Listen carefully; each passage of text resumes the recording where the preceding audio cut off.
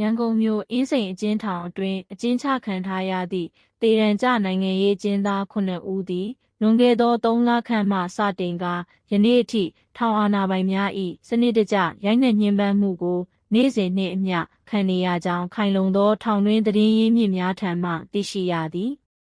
အင်းစိန်ထောင်ဝန်ထမ်းများ၏ညှဉ်းပန်းခံနေရသူများထဲတွင်သေဒဏ်ချမှတ်ခံထားရသည့်နိုင်ငံရေးအကျဉ်းသားများဖြစ်သောကိုအောင်စေရနှင့်ကိုဖြိုးကိုတိုအပါအဝင်စုစုပေါင်း9ဦးပါဝင်ကြောင်းအင်းတို့ကိုလွန်ခဲ့သော3လခန့်ကထောင်တွင်း၌ဖြစ်ပွားခဲ့သောပြဿနာတစ်ခုကိုအကြောင်းပြ၍တီးတန့်တိုက်အတွင်းပိတ်လှောင်ခံထားရပြီးနေ့စဉ်ရိုက်နှက်ခံနေရခြင်းဖြစ်ကြောင်းသိရှိရသည်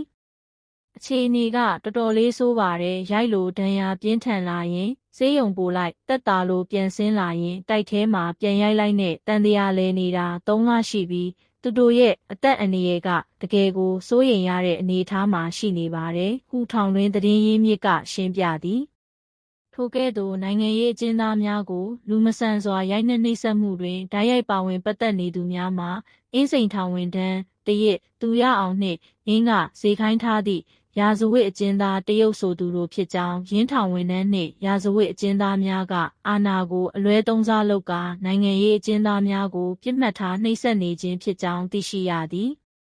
ထို့အပြင်အင်းစိန်ထောင်တွင်းရှိအခြားသောနိုင်ငံရေးအကျဉ်းသားများကိုလည်းလှုပ်အားပေးဆိုသည့်ခေါင်းစဉ်ကိုအသုံးပြုကာပင်ပန်းခက်ခဲလွန်းသည့်အလုပ်ကျမ်းများကိုတဖြည်းဖြည်းပိုမိုခိုင်းစေလာကြောင်းအဆိုပါလုပ်ရက်မှာအကျဉ်းသားများ၏ရပိုင်ခွင့်ကိုချိုးဖောက်ယုံသာမကစိတ်ပိုင်းဆိုင်ရာနှင့်ရုပ်ပိုင်းဆိုင်ရာအရာပါဖိနှိပ်ရန်ရည်ရွယ်ချက်ရှိလှုပ်ဆောင်လာခြင်းဖြစ်ကြောင်းသိရှိရသည်